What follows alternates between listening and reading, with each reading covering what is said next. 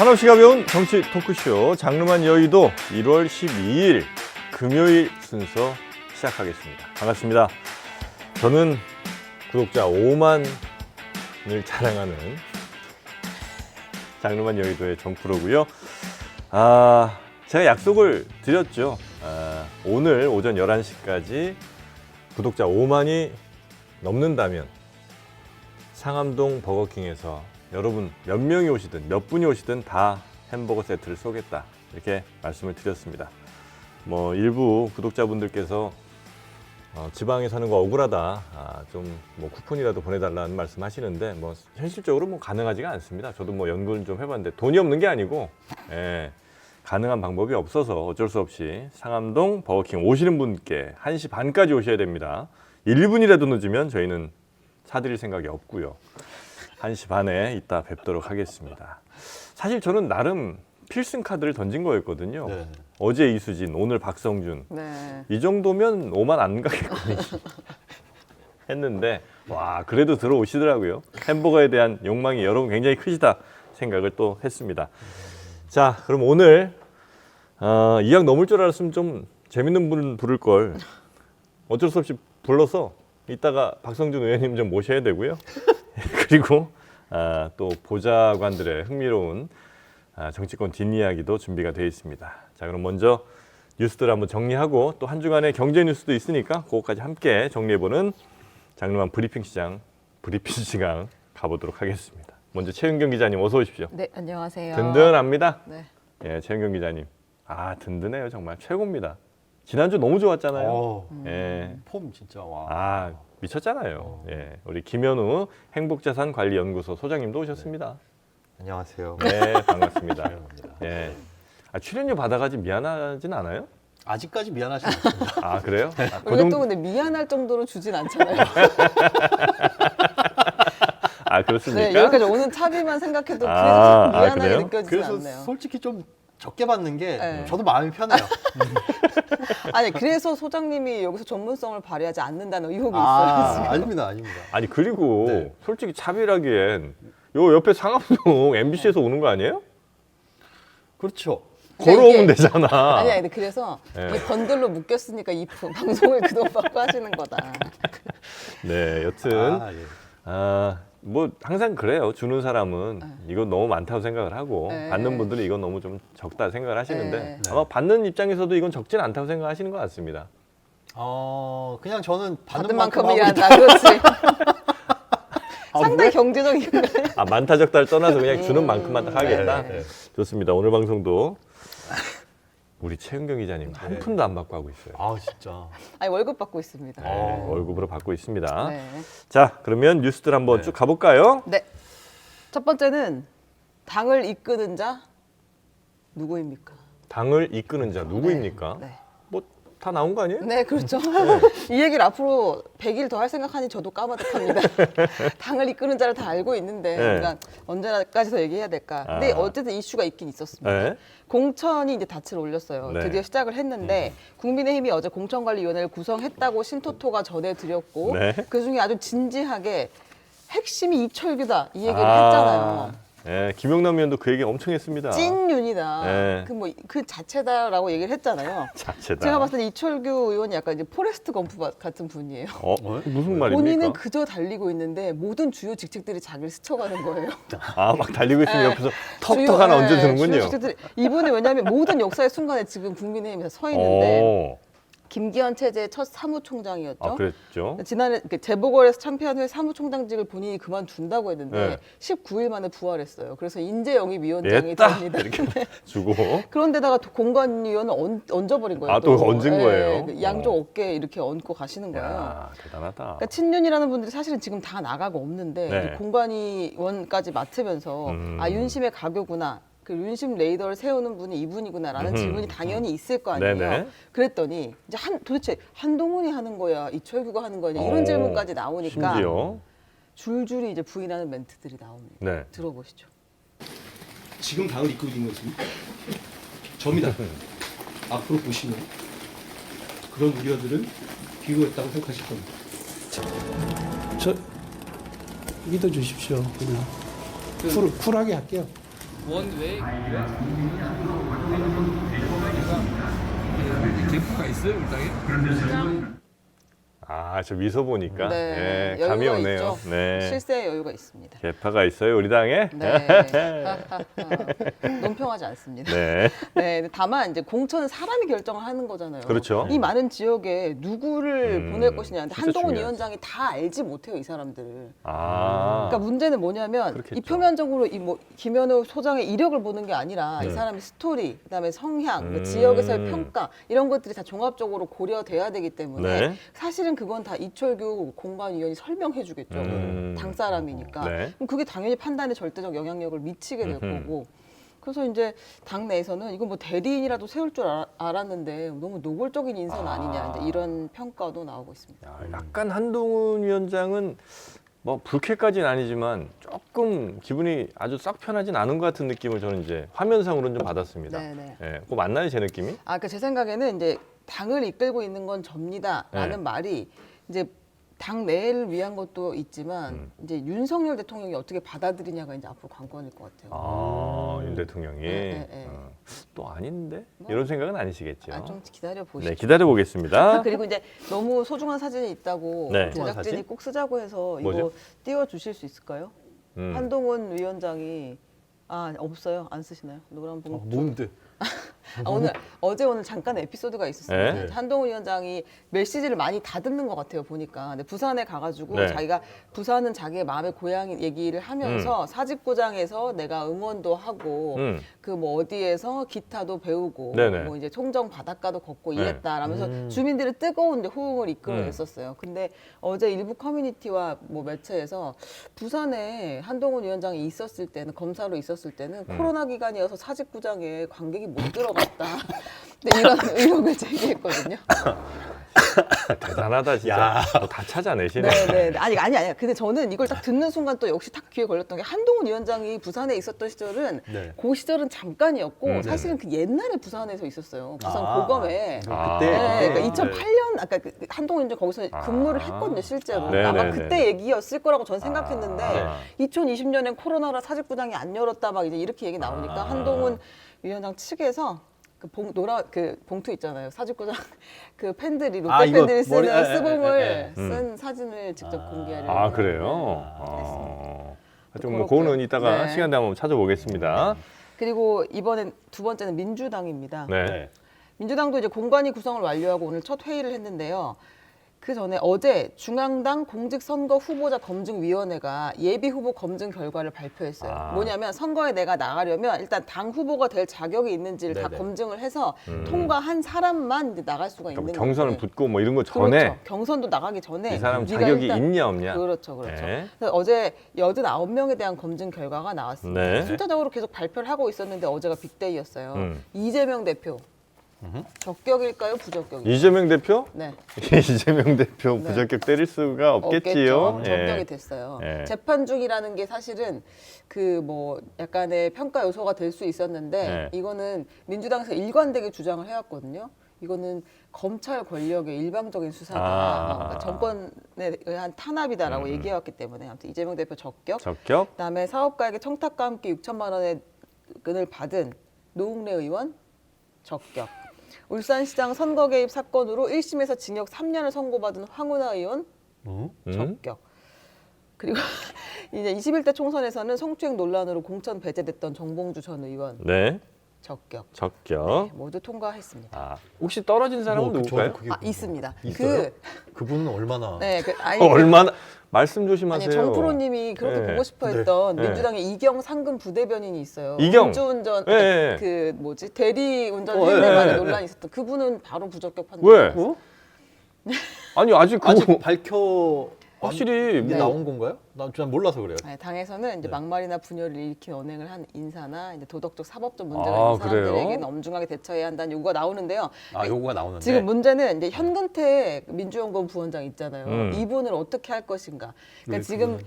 이분이 이제 그 성희롱성 발언을 해가지고 지금 문제가 됐는데 그렇죠. 과연 이거 부적격 판정을 할 것인가 말 것인가 등등을 비롯해서 이 당의 친명이라고 하는 원외 인사들이 네. 의원이 아닌 분들이 나 친명이다 친명이다 하면서 계속 유튜브에서도 강성 발언을 하기도 하고 강성 지지자들이랑 이렇게 같이 네, 네, 네. 합을 맞추기도 하고 했는데 그때 이제 많은 실언들이 있었을 거 아니에요. 혹은 또 이런 현근택 부원장 같은 실수도 있고 이경 부대변인 같은 사례가 있는데 이걸 과연 당에서 어떻게 처리할 것인지가 지금 관심사예요. 이경 한번 모셔요. 한번 모시겠습니다. 너무 모시고 싶어 하시네. 이경 씨는 한번 모셔서 네, 연락 예. 드려보겠습니다. 아니 본인도 억울한 게 많을 거 아닙니까? 네. 대리운전 네, 네. 했다고 이제 본인 분명히 얘기를 하고 있고. 전국에 있는 대리기사들에게 연락을 지금 하고 찾고 있어요. 전국 아, 방방곡곡에 저를 태웠던 분 누구입니까? 아, 진짜? 네, 지금 찾고 있습니다. 그렇게 왜냐면 이분은 총선 출마를 위해서 지금까지 다져왔는데 그 대리운전 이거 하나 때문에 날릴 수 없다. 네, 네. 그런 상황이고요. 이런 가운데 또 눈에 띄는 출마 러시가 있어요. 네. 윤석열 정부의 인사들이 네. 대거 이제 뛰어나왔습니다. 정부의 인사들, 네. 뭐 어제가- 장차관 이런 분들이요? 네, 그러니까 청와대 대통령실에 있던 아. 분들이 우르르 나왔어요. 어허. 그래요? 네. 어제가 공직선거법상 공직자 사퇴 시한이었어요. 네, 지금까지 네. 그만둬야 아. 총선 출마를 할 수 있다. 어제가 네. 데드라인이었습니다. 네. 그래서 어제까지 나온 분들만 이제 출마할 수 있잖아요. 네. 집계를 해봤더니 52명이 나오기로 했어요. 그럼 그 자리는 누가 맬 거야? 용산에서 52명이 나왔다고요? 근데 이래서 여당이 좋은 겁니다.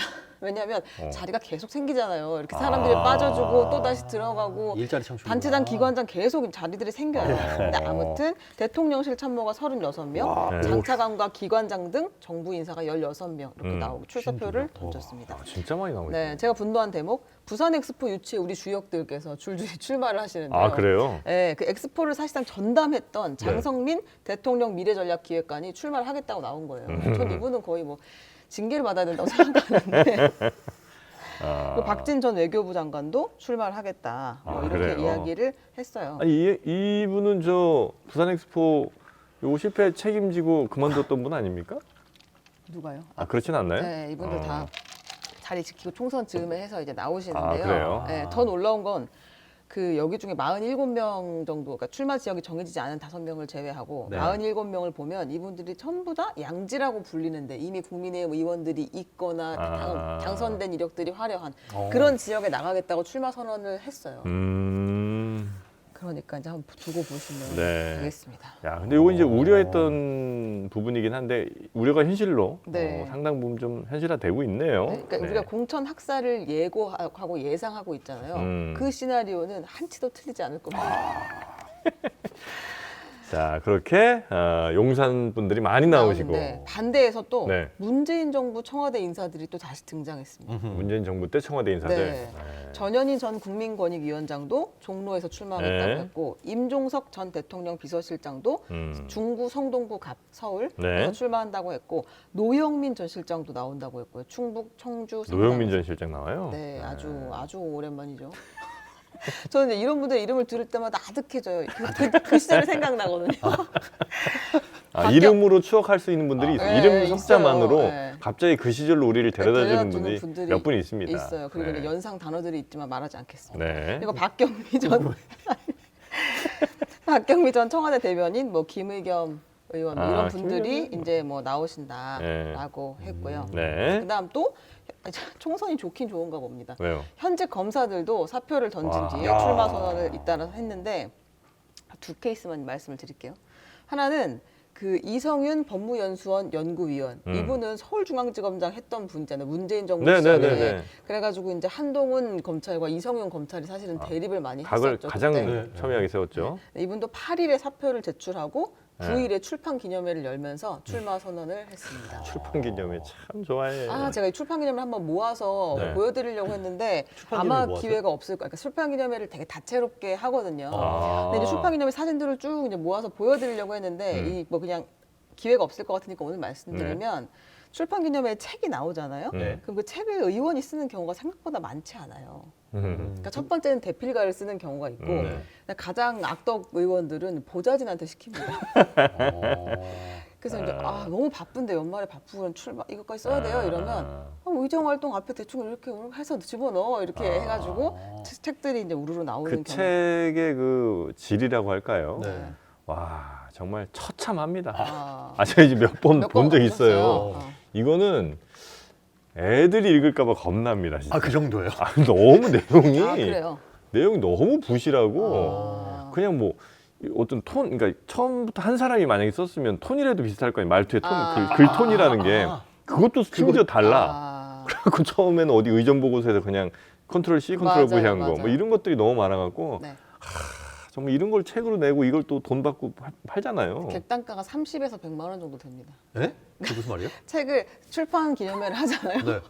객단가가 그렇게 비싸요? 네, 그러니까 이제 이게 사실상의 어떤 네. 후원회 후원금을 모금하는 음. 장소니까 다들 책에 이렇게 봉투에 쌓여진 책과 뭐 포스터 같은 것을 받고 인사하면서 이렇게 봉투를 내고 들어가잖아요. 맞아요. 근데 그러면은 거기 안에 상당 금액이 들어있다. 야. 그냥 옛날에 이거를 거기서 카드 결제하라 그래가지고 아, 문제가 됐던 그건 사례가 맞아요. 있었죠. 예. 막 그런데 뭐 또 뭐 전해드릴 수 없으니까 이제 출판 기념회 이제 금지입니다. 아, 기한상 이제 만료가 이제는? 이제 아, 선거까지는 네. 출판 기념회를 못 하게 그래요? 되는데 출판 기념회 한다는 게 다 책 쓰는 것도 일이잖아요. 대필도 일, 뭐 그쵸.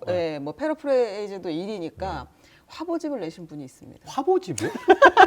미야자와 리에 뭐 누구야? 화보집이요? 네, 그 박진 의원이 민주당의 박진 파주 의원이 있거든요. 그분이 박진 아니 박정 어학원의 박정. 아, 네, 네네네. 박정호 박정호 의원. 네, 화보집을 냈습니다. 아유, 담백하지 않습니까? 차라리 이게 낫다. 네, 네, 본인이- 화보집이 되게 나. 궁금하다. 본인의 의정활동 사진들을 네. 모아서 화보집을 냈습니다. 어차피 그러니까 그 책을 읽는 사람은 사람은 없거든요. 없잖아요. 그러니까 사진이라도 이렇게 있으면 차라리 낫네 그게. 네, 예. 그런 사례가 있습니다. 화보집으로 갔다 이거죠. 네, 네, 네. 참신. 네, 그리고 이제 김상민 대전고검 검사가 네. 사표 수리가 되지 않은 상태에서 기자회견을 열고 총선 출마 선언을 한 거예요. 사표 수리 안 네, 됐는데. 네, 이분은 어떤 분이냐면 지난 추석 때도 자기가 이제 검사로 있는 상태인데 네. 사직서 수리가 안 된 상태에서 지역 주민들한테 제가 여기에 아들이고 이렇게 열심히 살았고 어디에서 검사 일을 했는데 점점점 이제 이렇게 인사들을 돌려가지고 이분은 이미 문제가 한번 됐거든요. 나간다는 얘기까지는 안 하고 네, 네. 출마한다는 얘기는 안 네, 그 얘기는 했지만. 하면 안 돼요. 그건 법상 하면 안 되니까. 그래서 인사를 아주 정성스럽게 해가지고 이분이 그 정치적 중립을 어겼다는 것 때문에 대전고검으로 인사 조치가 됐는데 기어코 출마를 하신다. 일단 사표 내면 그러니까 출마는 할 수는 있는 거죠. 그렇습니다. 네. 실제 그런 사례들이 있어가지고 대법원 판례를 정리했는데 네. 뭐 사표만 냈다면 수리 여부와 관계없이 출마할 수, 수보자 등록은 할 수 있다. 네. 자, 검사들이 이제 출마를 많이 한다는 내용이 있었고요. 네. 두 번째는 네. 벤틀리. 벤틀리? 내가 타봐서 아는데.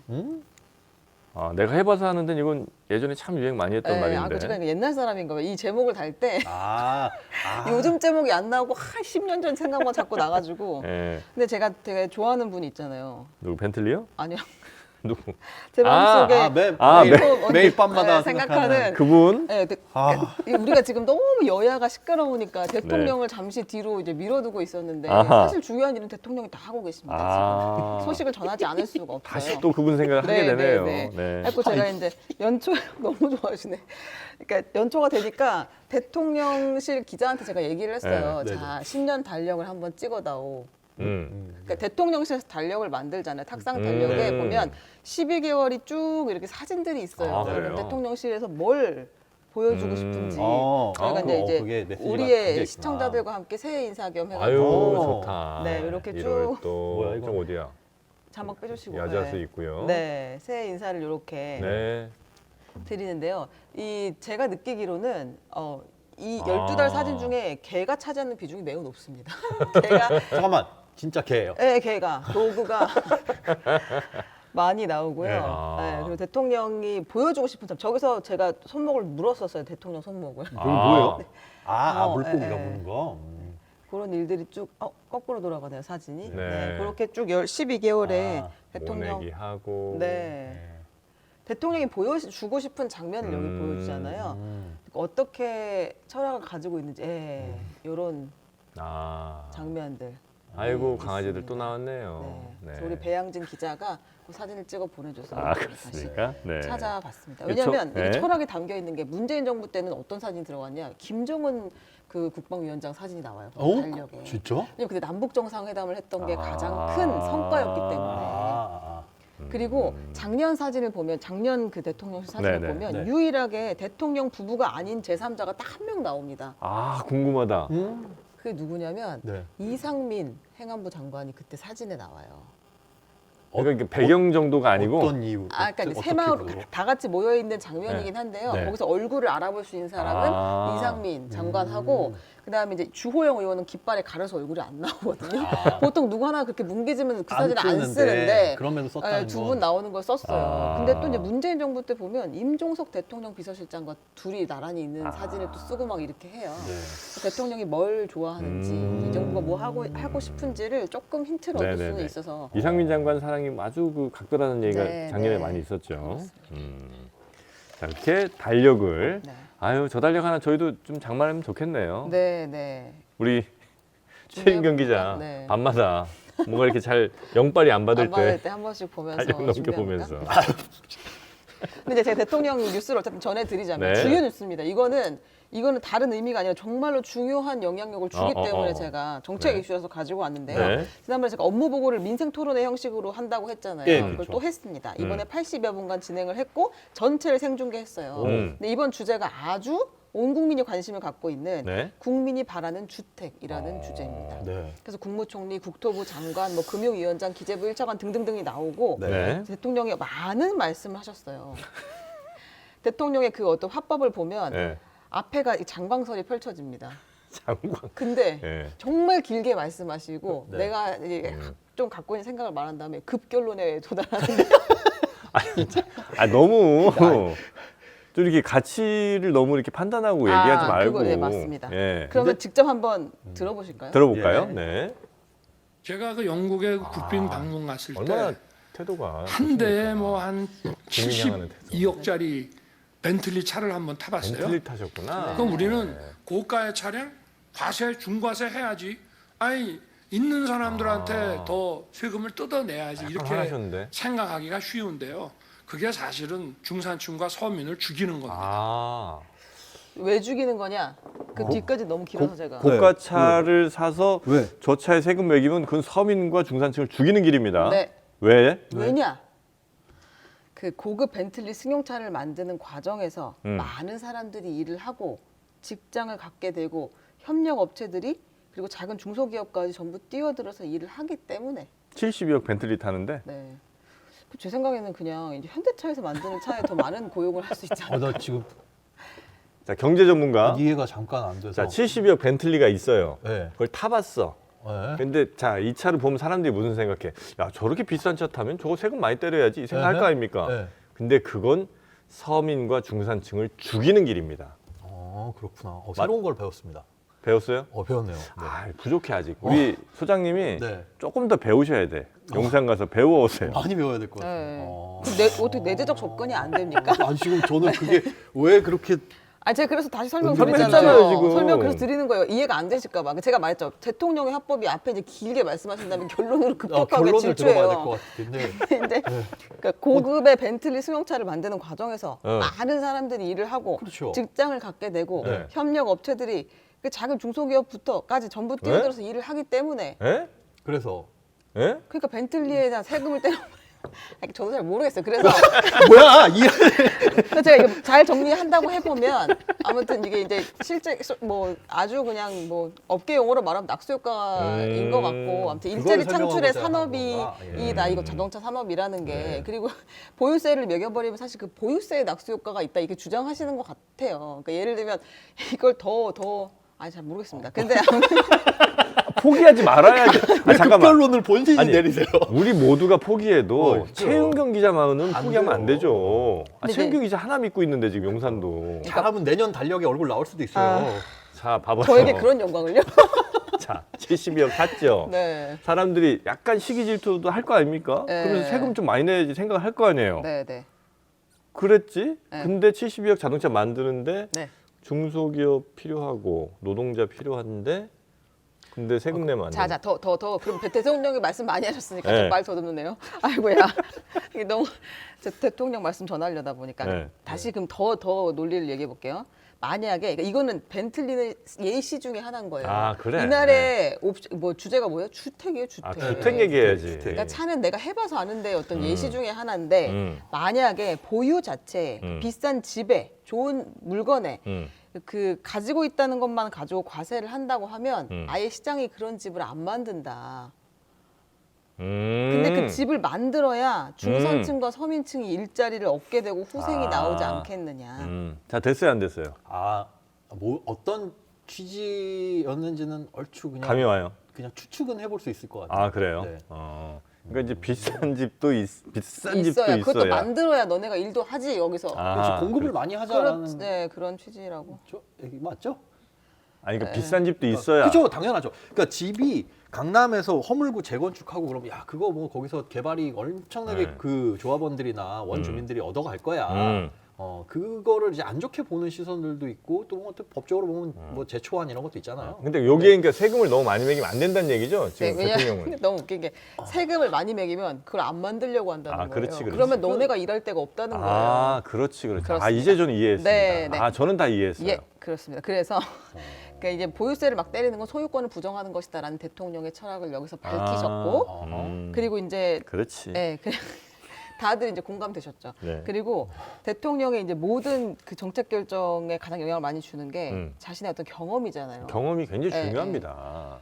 대통령이 평생을 전국을 돌면서 일을 하시지 않았어요. 네. 관사에서 하셨죠. 네. 아, 검사니까. 네, 네. 노후 검사 시절에 내가 노후 관사에서 살았다. 네. 보따리 싸가지고 전국을 돌아다녔기 때문에 네. 이 지방 관사에서 막 25년, 30년 된 아파트들이 얼마나 불편한지 내가 알고 있다. 아하, 경험이야. 네, 그리고 정말 절절한 말씀하시는데 네. 관사의 녹물만 심하지 않았더라도 사표를 안 내고 근무하지 않았을까 하는 생각이 들 정도였다. 더 피해이 없어. 이거 PPL 하나 딱 여기 등장하면 딱인데. 네, 그래서 녹물 때문에 그만둔 거예요?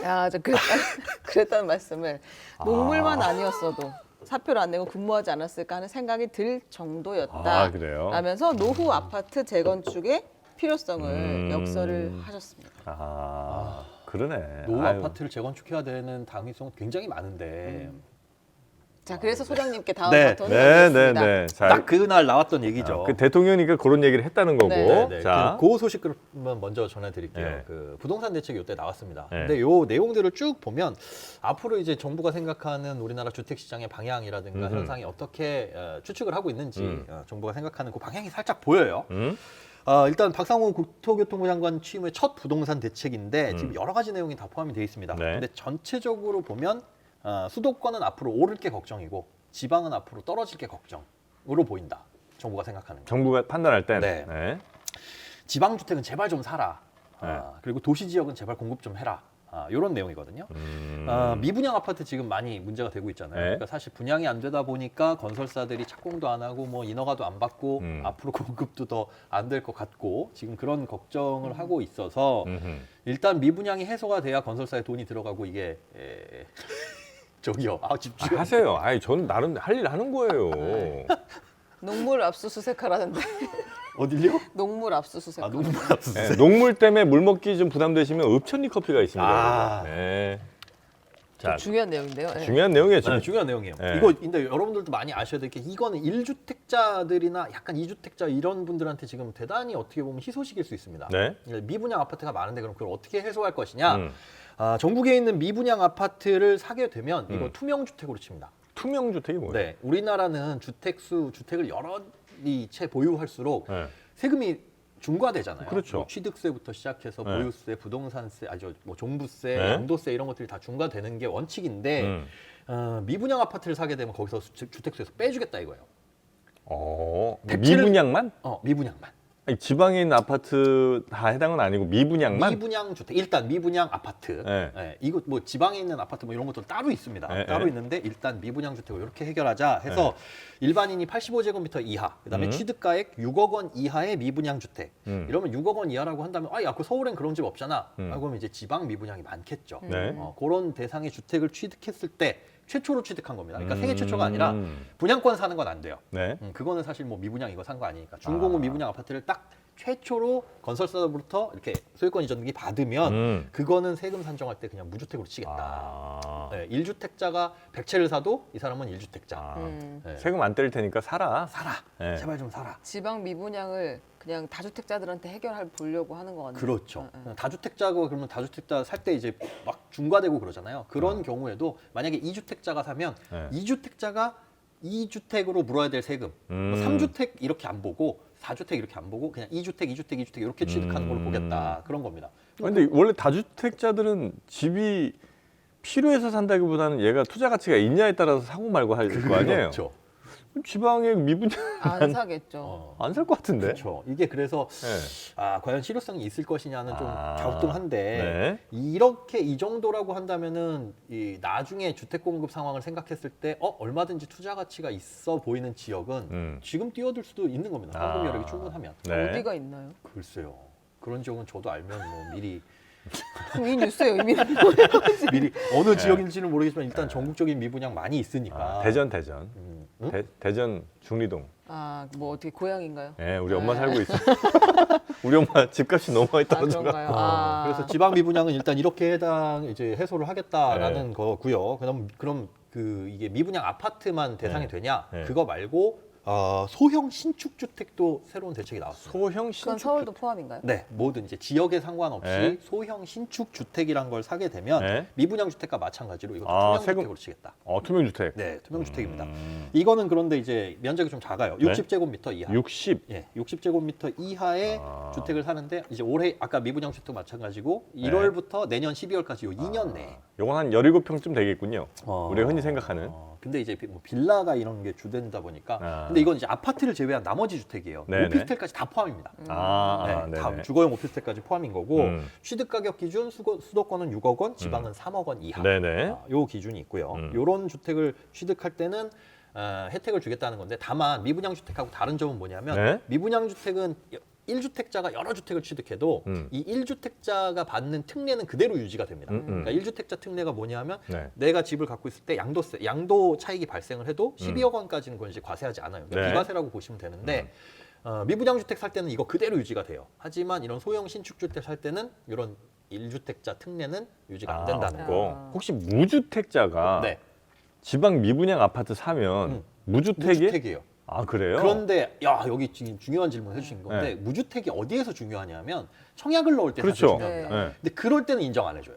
어머, 어렵다. 세금에서만 깎아주고. 네, 무주택으로 보는 거고 청약은 청약에 안 대해서 되고. 그래서 제가 아까 1주택이나 2주택 그러네. 가지신 분들이 관심 가지실 뉴스라고 보는 게 어차피 무주택이신 분들은 이걸 가지게 되면 네네네. 일종의 전과가 생겨버리는 거예요. 사실은 우리나라는 유주택이면 됐다. 청약 시장에 접근을 못 하잖아요. 네. 그래서 이 주택을 살 만한 사람들은 네. 무주택이신 분들이 그렇게 관심이 갈 만한 이게 구미가 끌리는 뉴스는 아닐 거다. 그러네요. 그래서 그럼 뭐 이런- 대체로 이제 우리 시청자분들은 무주택이거든요. 구미가 끌릴 뉴스가 아닙니다, 지금. 근데 아니죠. 이렇게 해가지고 주택 시장이 어떻게 들썩이게 될 것이냐. 아하, 전체적인 시장에 영향 주는구나. 그렇죠. 사실은 근데 우리가 조금 2, 3년 후에 장기적으로 중장기적으로 봐야 될 네? 이슈가 뭐냐면 지금 공급이 안 되고 있잖아요. 예? 아파트 가격은 살살살살 계속 떨어지고 있습니다. 지금 계속 아파트 가격은 떨어지고 있는데 전세 네? 가격은 35주째 서울은 그다음에 전국적으로 봤을 때 25주째 상승하고 있어요. 그렇죠. 전세 가격 지금 상승하는 이유를 보면 여러 가지가 있지만 아파트 지금 사기에는 너무 비싸. 이게 매도로 나온 가격하고 매수 희망하는 가격하고 갭이 굉장히 크거든요. 네. 그래서 급매 아니면 잘 처리가 안 됩니다. 네. 이런 상황에서 금리도 높고 그래서 실수요자라고 하더라도 지금 주택을 사기에는 조금 부담스러운 네. 상황인데 네. 그러면 이제 전세로 들어가거나 해야 되겠죠. 네. 근데 전세 사기나 이런 부분들 때문에 빌라는 조금 걱정되고. 네. 그 걱정을 해소할 수 있는 유일한 안전장치가 전세보증보험이에요. 네. 근데 전세보증보험의 가입 기준이 올해부터 이제 모든 대상자들에게 가입 기준이 까다로워졌어요. 네. 작년 5월부터이긴 했는데 이제는 다 적용된다 이렇게 보시면 돼요. 그러면 전세로 들어가려고 했는데 빌라는 이게 가입이 안 된대. 그러면 이제 아파트 전세로 가는 그럼 거지. 아파트 전세로 갈 수밖에 없는 거야. 그럼 아니면 가격 빌라는- 뛰지. 네, 빌라는 반전세나. 네. 그래서 계속 전세 가격은 점점 올라가는데 그럼 네. 앞으로 이게 해소가 되려면 어떻게 해야 되냐? 네. 공급이 돼야죠. 네. 아파트가 공급이 되거나 네. 아니면 빌라도 안심하고 전세로 들어갈 수 있거나. 네. 근데 이 후자는 가능성이 없는 거고. 네. 그럼 공급 가능성은 얼마나 있느냐? 네. 지금 입주 물량이 서울 같은 경우에는 올해 입주 물량이 거의 60% 가까이 감소했습니다. 워낙 경기 안 좋으니까. 네. 그 입주 물량이라고 하는 건 음. 분양이 완료된. 네. 근데 후분양제가 거의 없잖아요. 그런 걸로 따져보고 그다음에 뭐 착공 물량이나 인허가 물량을 보면 앞으로 2, 3년 후에는 확 떨어지거든요, 공급이. 그럼 그 이후에 금리가 낮아졌다. 네. 집을 사기 좋은 아, 환경이 그때 또 왔다면 투기가 또 일어날 수 있구나. 집값이 폭등할 가능성이 그럴 가능성이 있겠네요. 있죠. 그러면 그러면 대책을 또 우리 대통령이 갖고 계시죠? 아, 그랬을 거예요. 아마 제가 한번 네, 알아보겠습니다. 그거 한번 그래서 또 지금 영 한번 네. 닫아보시고. 공급 대책 많이 내놓고 있는데 재건축 30년만 지나면 네. 그 안전진단 기준 이런 거 없이 재건축할 수 있도록 하겠다. 녹물 나오면 해. 이거예요. 녹물 나오면. 안전진단 받는데 워낙 또 힘들고 하니까 그렇죠. 안전진단 필요 없이 그냥 오래된 아파트라고 판단되면 그냥 그냥 부시고 다시 때려 지으세요. 부수죠. 네. 근데 이런 것들이 이제 법 개정 사항이라서 네. 정부에서는 이렇게 하고 싶은데 만약에 국회를 통과를 못하면은 뭐 못하는 겁니다, 재건축. 아, 그건 근데 이제 이게 예. 또 주목을 받는 게 총선 앞두고 이런 게 나왔으니까 네. 아 그래 이걸 하자 하시는 분들 입장에선 네. 그럼 국회를 통과해야 되는데 국회를 통과시키려면 어떻게 해야 돼? 이걸 올릴 거 아니에요. 이게 포퓰리즘 정책 아니냐라고 이제 야당에서는 그런 비판도 있다. 네. 네. 자, 주택 관련된 뉴스 하나 전해주셨고요. 그리고 이번에 이 코인 하시는 분들이 젊은 분들 굉장히 많은데 네. 굉장한 희소식 하나가 들려왔습니다. 아, 네. 이게 희소식일까요? 모르겠습니다. 아, 그래요? 코인 하시나요? 저요? 네, 조금? 조금. 네. 정프로님의 기분은 그 주가와 코인 이 거의 다 따라서, 좌우를 하죠. 네, 부동산이 달라지기 없으니까. 때문에. 네. 코인 많이 올랐습니다. 코인 뭐요? 비트코인. 비트코인도 많이 오르고 지금 이더리움도 많이 이더리움. 오르고 있죠. 이더리움. 비트코인. 저는 이더리움. 이더리움. 네. 오늘 햄버거 이더리움으로 좀 알아서. 자, 이게 가격이 왜 오르냐? 네. 뭐 여러 가지 이유가 있겠지만 사실 이더리움 오르는 건 이게 가장 큽니다. 비트코인 현물 ETF가 미국 주식시장에 상장이 됐습니다. ETF, 현물 ETF라는 건 뭡니까? 현물 ETF라는 거는 일단 어떤 대상을 정해놓고 그 대상의 가격 움직임에 따라서 이 상장되어 있는 ETF의 가격. 그러니까 예를 들자면 코스피 ETF라는 게 있다. 그럼 코스피 시장이 1% 상승하면 코스피 ETF라는 녀석도 가격이 1%. 얘가 10,000원짜리였으면 11,100원. 네. 이런 식으로 오르게 돼 있어요. 그럼 비트코인 ETF라는 건 뭐냐? 비트코인이 5% 오르면 네. 이 비트코인 ETF라는 주식 종목도 5% 오르는. 똑같습니다. 그러니까 비트코인의 가격 움직임과 똑같이 설계해 놓은 주식 종목이다 네. 정도로 이해를 하시면 될 것 같아요. 그냥 쉽게 지수 그냥 따라가는 거 네, 아니에요? 그냥 비트코인 사듯이 그냥 네. ETF 사면 똑같은 거잖아요. 주식 시장에서도 살 수 있는 네. 비트코인을 간접적으로. 그러나 현물 ETF라는 건 그 ETF를 운용하는 자산운용사가 있잖아요. 기존에는 그냥 선물 시장에서 그 ETF를 샀다 치고 네. 그 가격 움직임만 쫓아갔는데 현물 ETF는 실제로 그 ETF를 얘네들이 갖고 있어요. 그렇기 때문에 지금 가격 움직임에 동일하게 움직일 수가 네. 있습니다. 그게 이제 상장이 되다 보니까 그러면 앞으로 여기에 이제 대량의 자금이 유입될 수 있겠다라는 어허. 기대감 때문에 그동안 비트코인 많이 올랐었거든요. 그렇죠, 그렇죠. 많이 올랐었는데 네. 실제로 상장되고 나서 거래도 많이 됐지만 비트코인 가격은 그렇게 많이 안 올랐습니다. 음흠. 뭐한 5% 정도 그렇게 살짝 올랐는데 네. 오히려 이제 이더리움이 야, 이제 다음은 이더리움이다. 다음 타자. 네, 비트코인 ETF만 상장될 네. 이유는 없다. 그러니까 기존에 상장을 안 시켰던 이유는 뭐냐면 네. 이 미국 증권거래위원회에서 비트코인은 가치가 없어. 거기에 무슨 뭐 그게 금도 아니고. 근데 여기에서 이제 반론은 금은 무슨 가치가 있냐. 맞아요. 자산으로 인정하느냐 마느냐의 그렇죠. 기준이. 그래도 그분 좀 오고 둘러보면 좀 괜찮은데. 아. 그래서 뭐 그간 이제 아니, 이게 비트코인도 그게 품고 있으면 그렇게 든든하고 든든하대요? 그렇잖아요. 예. 뭐 USB 뭐 이렇게 안고 네. 있는 건가? 휴대폰 보고 있고 이렇게 네, 하면. 결국 네. 그거거든요. 그러니까 그 법원에서도 네. 그렇게 비트코인만 차별할 이유가 없다, 합당한 아. 이유가 없다. 그래서 결국 이제 상장이 된 건데 그럼 비트코인만 상장할 이유는 사실 없는 거잖아요. 네. 어느 정도 이제 규모를 키우면 뭐 이더리움이나 뭐 다른 안 될 거 코인들도 없지. 안 될 거 없거든요. 네. 그렇기 때문에 이제 다음은 이제 이더리움이다라는 생각 때문에 이더리움 가격도 많이 오르고 있고요. 네. 근데 투자는 야수의 심장으로 비트코인 자체를 사야지. 비트코인 ETF를 지금. 진짜 야수의 심장이면 알트코인 사야죠. 아, 알트코인. 네. 잡코인이요? 잡코인이라고 부르면 되게 아, 불편합니다. 예, 예. 우리 시청자분, 투자자분들이 네, 네, 잡코인 세상에 잡초란 프로는 없어요. 다양한 종류의 다른 코인들이 그럼요. 있다. 대한코인 정도는 제가 인정하겠습니다. 대한코인. 네네네. 어쨌든 주류는 아닌 아, 네. 비주류 코인. 비주류 코인. 네. 비주류란 말도 비주류도 저는 아니에요? 아니 차기에 얘가 주류 될지 어떻게 합니까? 아 지금은 그걸 그러면 모르니까 지금 비주류 그 표현이 코인인 뭐 거예요. 가능성의 코인으로 해주세요. 아, 가능성 네. 코인. 아, 가능성 코인. 저 이제 아, 제가 잡코인 한 3개 있거든요. 아니 좀 종목을 좀 단순화시키시는 건 어때요? 와, 근데 나 미치겠어 진짜. 아니 저 뭐야 그 뭐죠? 이더리움은 좀 갔어요. 이더리움은 솔직히. 근데 안정적이잖아요, 사실. 네, 그게 갔어. 네. 근데 이제 사실 이더리움은 재미가 없잖아요. 뭔가 이렇게 야수의 심장, 네. 가슴이 뜨거워지질 않잖아. 그렇긴 해요. 네. 그래서 이제 뭐 이렇게 세 개를 샀어요. 네. 와, 와. 세 개가 마치 한 몸처럼 네. 똑같이 움직여. 나 누가- 왜 다양하게 안 아, 하나? 그러니까 다양하게 세 개를 샀는데 아. 세 개가 희한하게 난 사장이 같은 사장인가 생각도 했다니까요. 아. 그래서 세 개가 지금 정확하게 85점 몇 프로 마이너스. 아 그래요. 아 100만 원이었으면 그게 15만 15만 원, 15만 원 된 거죠. 와. 정프로님이 노동으로 돈을 벌어서 다 남의 자산, 탓이네. 자산으로 다 깎아먹는 결국은 그런 그게 누가 스타일이더라고요, 가져갔을 보니까. 거 아니에요 그만큼. 그러니까 내가 손실 본 만큼. 이거야말로 사실은 낙수 효과다. 그렇죠, 그렇죠. 정프로는- 부의 재분배를 이렇게 하시더라고요, 보니까. 전 해봤어요. 매일 그렇게 하고 계신 거 아니에요? 윤 대통령과 나는 입장이 같다는 거예요. 아, 그렇죠. 저는 해봤습니다. 그럼 정프로님 미국 주식 하세요? 미국 주식 네. 했다가 네. 내려놨나요? 네, 왜냐면 요 얘기까지만 딱 드리겠습니다. 미국 주식을 이제 갔어요. 네. 워낙 미국 주식 좋다고 그래갖고 뭘 갔냐? 네. 바이오 플라스틱 혹시 압니까? 알죠 알죠. 바이오 플라스틱. 그러니까 이제는 플라스틱이 이 화학적 플라스틱 얼마나 그 환경 오염시키고 안 된다는 거예요. 바이오 플라스틱 회사가 어디냐? 딱 한 회사 또 있더라고요. 아. 거기에 빡 집어넣었어. 몰빵이에요 또? 아 야수의 심장. 와. 그런 난 심장이 몇 개야? 그래서 난 환경의 심장 이거는 아. 환경 생각했죠. 아하. 예, 그랬는데 흥미진진하네요, 제 정말. 투자 역사상 네. 가장 큰 최악의 아, 저 마이너스 퍼센트로 85%보다 더요? 마이너스 90. 야. 와 나는 상장 폐지 수준 아니야? 이게 주식이 아니 뭐 코인도 아니고 주식이 90 마이너스 나는 거 처음 봤어요. 아, 진짜. 예, 그다 뺐지. 다 뺐어. 아, 예. 기다리는 스타일은 아니시군요. 잠깐만. 다 뺐다 이렇게 하면 안 되고 요만큼 뺐어요. 아. 왜냐면 이제 눈건 이만큼 넣었는데 아. 요만큼밖에 못 뺐으니까. 원래 주식으로 1억 만드는 방법이 그죠. 2억을 넣으면 되는 거잖아요. 근데 와 얼마 안 걸리더라고 그는. 2억 이게서 1억은 금방이죠, 진짜 뭐. 빨라. 10억을 넣어서 1억 만드실 네. 그런 인재입니다. 아무튼. 아니 뭐 재밌습니까? 아 남의 실패 얘기는 되게 재밌어요. 남이에요 우리가? 같은 한 식구 아닙니까? 그럼 우리 또 가족은 아니잖아요. 그러게요. 아, 이 그러기에는 우리 좀 멀어요. 내 이름도 잘 모르시면서. 아무튼 네 좋습니다. 아, 빨리 근데 빨리 해요 빨리. 끝내려고요. 이 끝내야 돼. 비트코인 ETF를 우리나라 사람들은 투자를 할 수가 없어요. 없을 것으로 보여요. 지금. 다행입니다. 네.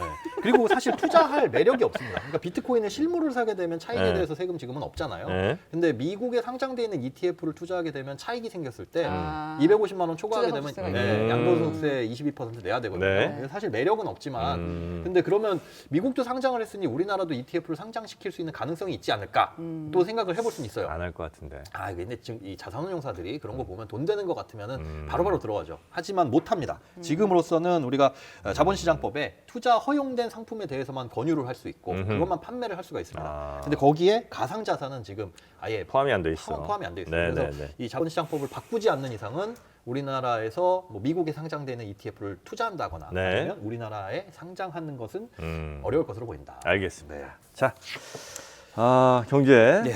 중요한 뉴스를 또 잘 정리해 주셨고요. 네. 다음 주에 또 볼까요, 우리? 왜? 보기 싫어요? 약간 귀척은 하지 말아줘. 아, 귀여웠어요 지금? 우리 나 약간 좀 심쿵했어요. 네. 자, 우리 김현수 소장님 다음 주에 뵙겠습니다. 네, 고맙습니다.